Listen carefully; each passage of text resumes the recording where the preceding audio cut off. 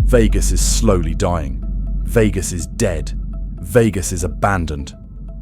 It's the phrase you hear over and over again, online, in the news, and even in the videos you've watched. But there's a truth you might not know.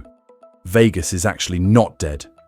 On the contrary, this city is entering an unprecedented era of brilliance. The problem is, in this new chapter, you're no longer the main character. Vegas is still alive, but it has changed its audience. Those who once filled the strip with excitement, the clatter of slot machines, and $1.99 buffets are now gone from the scene. Instead, there are whales, the super rich who arrive by private jet, spend $100,000 in a single night, come for the trend, leave with a short-term profit, and will likely never return. Perhaps Vegas never died. It's just filtering out who has the right to exist in their own dreams. And when you look around, the lights are still on, the music is still playing, the towers are still shining. Only most of the ordinary people and visitors here have disappeared from that light. In today's video, join us as we explore the true face of the city that never sleeps, where the glamour of the wealthy reflects upon the shadows of the forgotten. People still say Vegas is dying, but in reality, Vegas is far from dead. It just changed its audience. After the pandemic, Vegas learned one thing. It doesn't need the crowds anymore, just the right people.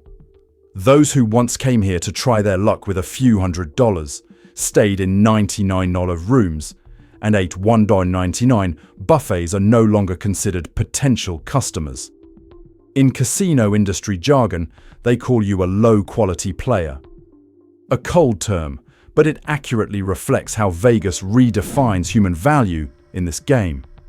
According to the latest data from the Las Vegas Convention and Visitors Authority, LVCVA, tourist volume in August 2025 decreased by 6.7% compared to the same period last year, and conference attendees decreased by 8%. Hotel occupancy rates are now only 81%, down from 84.6%, while the average room rate has also decreased from 186 to 172. All indicators point to the same thing: budget travelers are leaving Vegas. However, the paradox lies in the fact that casino revenue increased by 5.3% across the region. Revenue on the Strip increased by 5.5%, downtown by 8.3%, and in the Boulder Strip area, where locals play, it increased by as much as 10%. In other words, fewer people, but more money coming in. Casinos have stopped pursuing the masses. They target high-quality players, also known as whales, the super rich who can bet $100,000 per hand, rent private suites, and leave by private jet. For them, Vegas is no longer a place to try their luck, but a place to buy a sense of power. Those who once built the city's reputation, workers, technicians, taxi drivers, middle-aged couples from Kansas or Ohio, are now spectators outside the play they once starred in. A 68-year-old visitor who has been to Vegas 18 times in 20 years shared, "They just don't need you coming here. You and your low dollar amounts." Vegas is still crowded and bright, but that light no longer shines on the same group of people. For the generation that knew old Vegas, where music, cheap buffets and simple pleasures were associated with the American dream. This change is not just an economic issue. It's a crack in trust. When the lights are still on, but the hearts of men are extinguished, when the city is still alive but its soul has changed hands, this is no longer the Vegas they once loved. In reality, in this new game, most of us are just extras.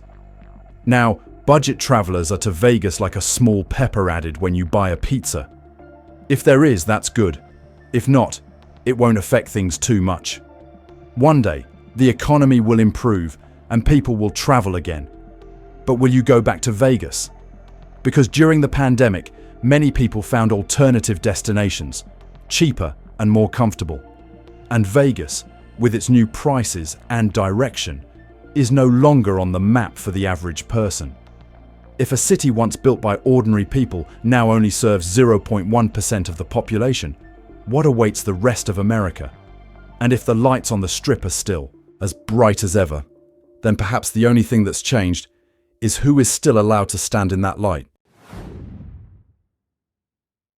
Behind the bright lights and booming music of the Strip, a new class is taking control of Las Vegas, the whales, or the super rich.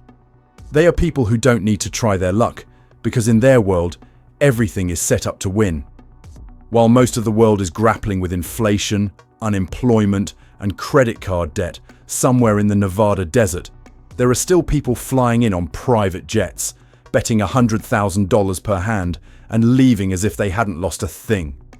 These are the whales, the global ultra-rich, who are quietly changing the operational structure of this entire city. Vegas, after COVID-19, was so desperate for tourists that it was drinking any drop of water in the desert. At that time, millions of Americans flocked there thanks to stimulus checks. But casinos quickly realized it was just a temporary shower. When the stimulus tourist class left, they shifted to a new strategy, reducing numbers and increasing the value per player. Vegas is now like a version of Apple or Starbucks. It doesn't need to serve everyone, just the 20% of customers who generate 80% of the profit. For example, Starbucks sells less coffee than Dunkin' Donuts, but its profits are many times higher. Vegas is the same. They stopped selling cheap vacations and started selling exclusive experiences. Now, Vegas is the Apple of the entertainment industry, a product for the few, but with enormous profits. When these golden players arrived, Vegas not only changed its economic model, it changed the very nature of its culture. The streets that were once filled with the laughter of tourists are now replaced by the cold sounds of VIP rooms. The private playing tables have no windows, no audience, and no cheering. There's only money and the feeling of power when controlling it. For corporations, that's the future. For the people, it was the end of a collective dream. Because when profit becomes the sole measure, joy is removed from the equation. A resident who works in a Vegas casino shared, "No matter how many empty rooms there are, as long as gaming revenue keeps increasing, these companies aren't going anywhere. They're only getting richer." But the paradox is that as the golden class takes over Vegas, they also empty the soul of the place itself. Because no one can cheer alone. A city built to share joy cannot prosper solely on the joy of a few. If Vegas is now the stage for those who don't know how to lose, what will happen when the whole city forgets how to win? And if the whales take up the entire surface of the water, where will the people who used to swim in that water have room to breathe? Amidst the dazzling lights and towering hotel buildings, a part of Las Vegas is slowly disappearing. The part of the middle class that was once the foundation of this city. The housekeeping staff, stage technicians, food service workers, taxi drivers. They were once the lifeblood of Clark County's entertainment industry. But after the economic turmoil and the pandemic, they became the most vulnerable in the city's restructuring process. Data shows that the hospitality industry, which is closely tied to the middle class, suffered heavy losses during the pandemic. In 2020, hotels, restaurants, and non-casino service departments contributed the majority of the 24,520 jobs lost in Nevada, with 20,578 jobs coming from non-gambling sectors. Additionally, casino hotels were recorded as the private sector with the most job losses, with an average of 263 jobs cut per establishment in 2020, which is 3.5 times higher than the entertainment park sector. Those who once kept Las Vegas alive through daily labor are now facing a difficult choice: continue to struggle with low wages or leave the city. As housing and living costs continue to rise, many workers can no longer afford to maintain a stable life near their workplaces. The city is witnessing a reverse migration of those who once paved the way for tourism development. This scene is not uncommon. Long-standing hotels close to make way for new projects, leading to the simultaneous loss of jobs for many employees. A prime example is Tropicana, a historic landmark, which is slated for demolition to build a new stadium, and long-time workers are being offered severance packages calculated by years of service. This isn't exactly new. It reflects a trend of changing the way cities are developed, prioritizing high profits over social sustainability. As the middle class is pushed to the margins, urban culture also changes. Residential areas near the Strip that were once home to hotel employees are now being bought up for the development of condotels and high-end resorts. Local residents' small shops are gradually closing down due to rising rents. Vegas, once expected to be an open city, is now closing its doors to those who can't keep up with the prices or don't belong to the high-end segment. If the people who once built the city no longer have a place in it, then who will the city live for? And as the lights remain bright and the music still plays, but the hands that once held it are gone, will Las Vegas still retain its own soul? If you only look from above, Las Vegas is living in an unprecedented golden age. Sphere, a giant glowing ball worth $2.3 billion, considered the most expensive entertainment venue on the planet, illuminated the entire Nevada night sky. Formula One returns to the Strip after more than 40 years, with the Las Vegas Grand Prix being promoted as the most luxurious sporting event in the world, where the average ticket price exceeds $2,000 and VIP tickets reach $12,000. Casino corporations are simultaneously launching the Las Vegas 2.0 campaign, declaring this a period of rebirth for the city. But if you look closer, that light reflects a different truth. This isn't exactly a rebirth, it's an illusion. Billion-dollar projects offer Vegas a chance for global promotion, but also create a new divide between two worlds. Throughout the preparation period for the 2023 F1 race, dozens of central streets were blocked, causing traffic paralysis, and small businesses around the Strip lost between 30% and 50% of their revenue, according to a report by the Clark County Commission. Some local businesses were forced to temporarily close because operating costs skyrocketed during the event. The residents living around this area call it the most profitable inconvenience in America. And Sphere, a structure hailed as the technological and artistic symbol of the century, is a testament to the extreme concentration of capital. Although it provided thousands of temporary jobs during construction, according to a report by the Nevada Department of Labor, less than 8% of the initial workforce remained in long-term positions after the project was completed. That's the price of grandeur. Billions of dollars poured into a symbol, but only providing precarious livelihoods for local people. It's undeniable that F1 and the Sphere have helped Vegas reassert its position as the entertainment capital of the world. Tourism indicators and hotel room occupancy rates both saw a slight increase after the event, with room occupancy reaching nearly 94% during the Grand Prix. The highest level since 2019, according to a report by the Las Vegas Convention and Visitors Authority, LVCVA. But after the bright lights, the streets fell silent again, and hotels cut staff during the off-season. The opulence of Vegas is like a light show. Dazzling, noisy, but only lasting a few hours. The problem isn't with the buildings, but with the development model they represent. When Vegas bets on luxury, it's also abandoning the working-class soul that once helped it thrive. A city once built for everyone has become the stage for billion-dollar events, where most residents can only stand outside the fence and look in. Behind every revival project lies a series of stories of people who have been displaced, lost their jobs, or been pushed out of the central area due to rising housing prices and unaffordable living costs. Amidst the dazzling lights of the Sphere and the roar of F1 engines, Las Vegas remains a place where two worlds coexist.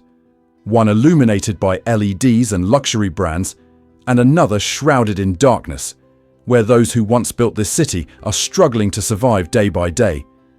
Some corporations like MGM Resorts and Caesars Entertainment recently announced community development funds aimed at sharing the economic benefits from major events, including vocational training support programs and housing assistance funds for employees.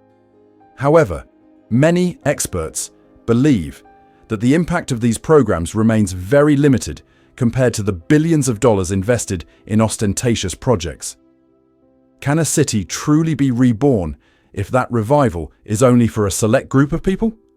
And as the sphere's light still shone brightly in the night sky, how many people below were living in the darkness of the very miracle they once believed in? Just below the dazzling LED billboards of the Sphere and the Bellagio, another city exists. A city of tents, plastic bags, and sleep under neon lights. While Las Vegas is promoted as a symbol of luxury and revival, just a few blocks away, thousands of people are living on the fringes of that dream. Not in five-star hotels, but on sidewalks, vacant lots, or under the overpasses of Interstate 15.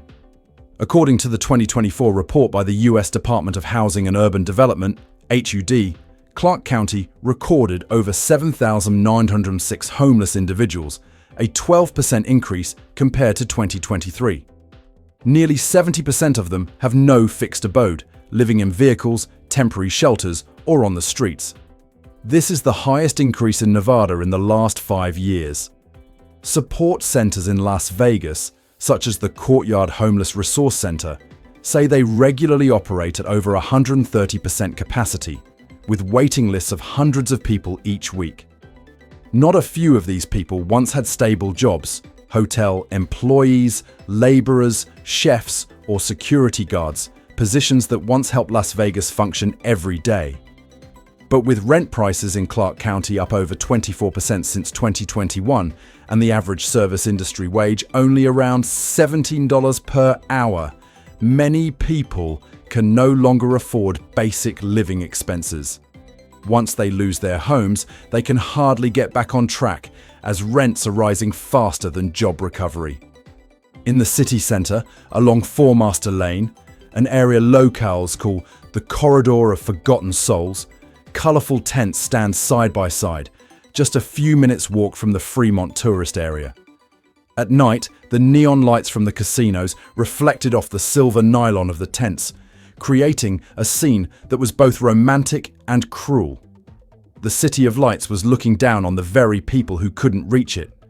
Amidst this reality, some commendable efforts are still underway.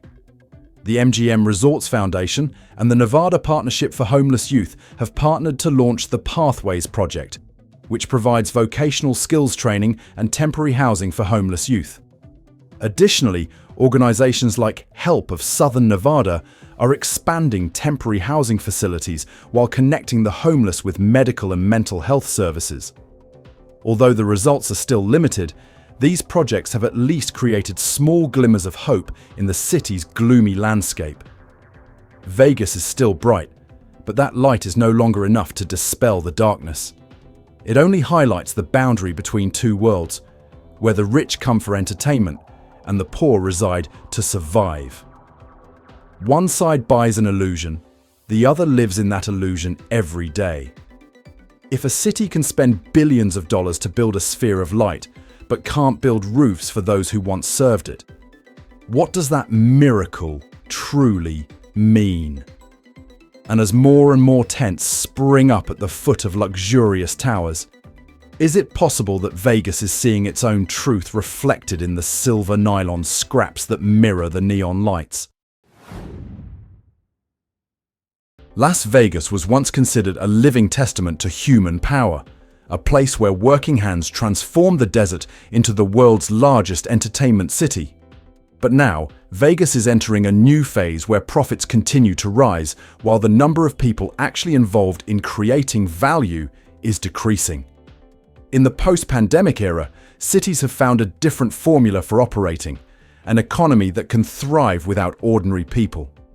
According to the Nevada Gaming Control Board, in fiscal year 2024, casinos in the state generated over $5.5 billion, the highest figure in history, far exceeding the previous record set in 2022.